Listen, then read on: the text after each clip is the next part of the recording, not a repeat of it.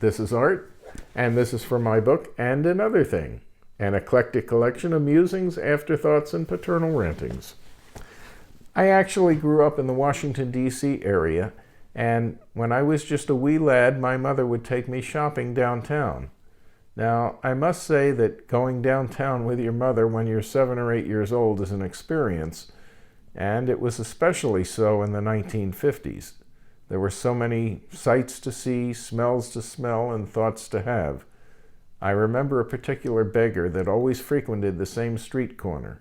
He had no legs, but his faithful companion was a trained monkey that he kept on a leash. Each time we passed the duo, my mom would give me a quarter, which I would then give to the monkey, who would promptly deposit the money into a box of coins which sat on the ground next to the beggar.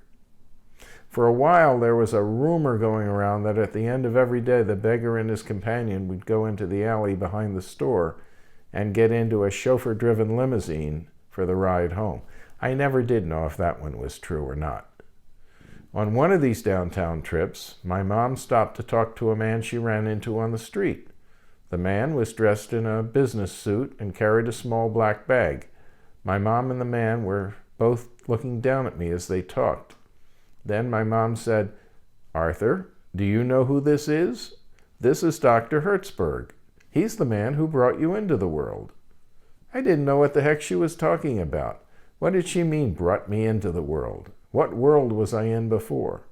But she explained the whole thing pretty well after the man left.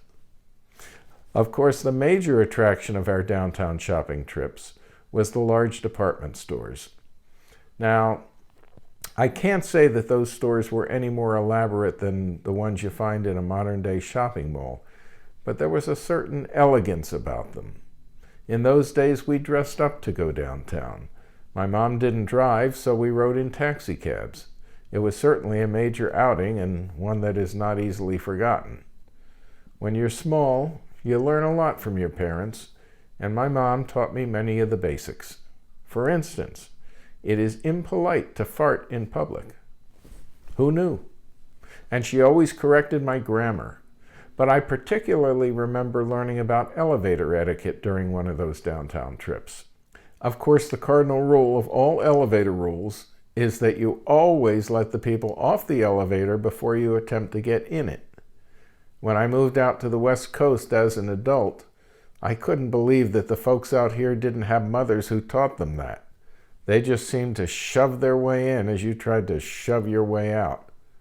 Other rules include always face the front, looking up at the numbers is optional, don't look at anyone in the eye, don't talk or whistle or hum, always hold the door open for others, let others off first unless you're in the front of the elevator, and then get off. Don't just stand there blocking the door.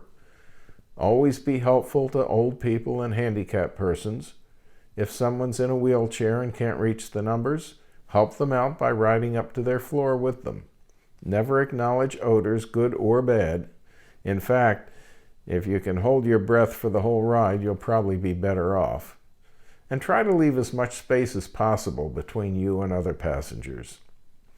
I suppose most of this is just common sense, but still, I wish there were more mothers who taught their kids about how to act when riding in an elevator. Thanks for watching.